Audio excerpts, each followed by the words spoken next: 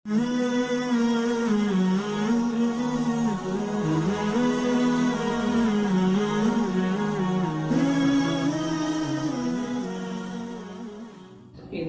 bicara tentang posisi iyyaka na'budu wa iyyaka nasta'in, bagian dari Fatihah.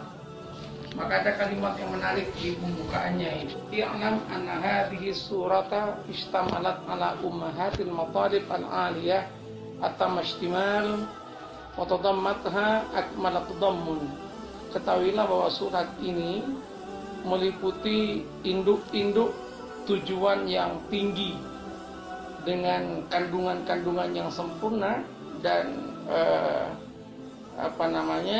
dia itu mengandung kesempurnaan Fatihah ini.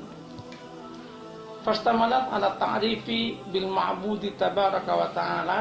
Surat Al-Fatihah ini meliputi at-ta'rif, definisi bil ma'bud, dengan zat yang disembah tabaraka wa ta'ala, bi salasati asma, dengan 3 asma, 3 nama.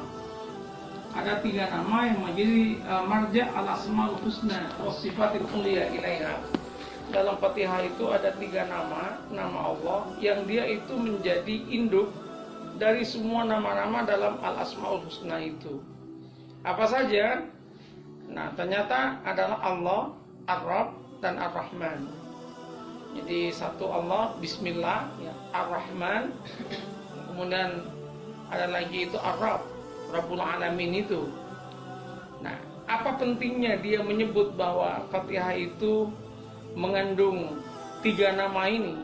Ternyata beliau ini mengkajinya luar biasa. Dari 3 nama ini kemudian ada analisa-analisa yang barangkali melompati kemampuan kita untuk bernalar. Apa kata dia itu? Wa buniyatis surah alal ilahiyah war rububiyah war rahmah. Dan surat ini kemudian wabuniyat as-surah, surat ini dibangun atas dasar ilahiyah. Ilahiyah itu apa namanya? Ketuhanan. Rububiyah. Rububiyah itu Rabbun, ada ilahun, ada Rabbun, itu beda itu. Rabbun itu Rabba, Rabba itu kan tarbiyah, mendidik kan. Tuhan yang mengatur, Tuhan yang mendidik. Kalau ilah itu Tuhan yang menguasai. Kemudian warahmah dan kasih sayang. Jadi satu itu Allah itu ilahiyah, Rabbun itu rububiyah, dan yang ketiga itu Rahman itu adalah rahmat. Kata dia, fa iyyaka na'budu mabniun 'alal ilahiyah. Kata-kata iyyaka na'budu, kepadamu kami menyembah, itu dibangun atas ini, berdiri di atas ilahiyah, ketuhanan. Wa iyyaka nasta'in, kepadamu ya Allah kami minta pertolongan, 'alal rububiyah, dibangun atas rububiyah. Rabbnya itu rububiyah. Nah, sementara wa talabul hidayah ila siratal mustaqim, permintaan untuk dapat hidayah menuju siratul mustaqim, jalan yang lurus, bisifatir rahmah, itu dibangun di atas dasar rahmah, kasih sayang. Ini sebelum saya jelaskan ini. Jadi ini menarik ini menurut saya ini. Jadi dari itu aja udah luas itu. Betapa Allah, Ar-Rabb, Ar-Rahman atau Ar-Rahman itu menjadi inti. Kalau orang itu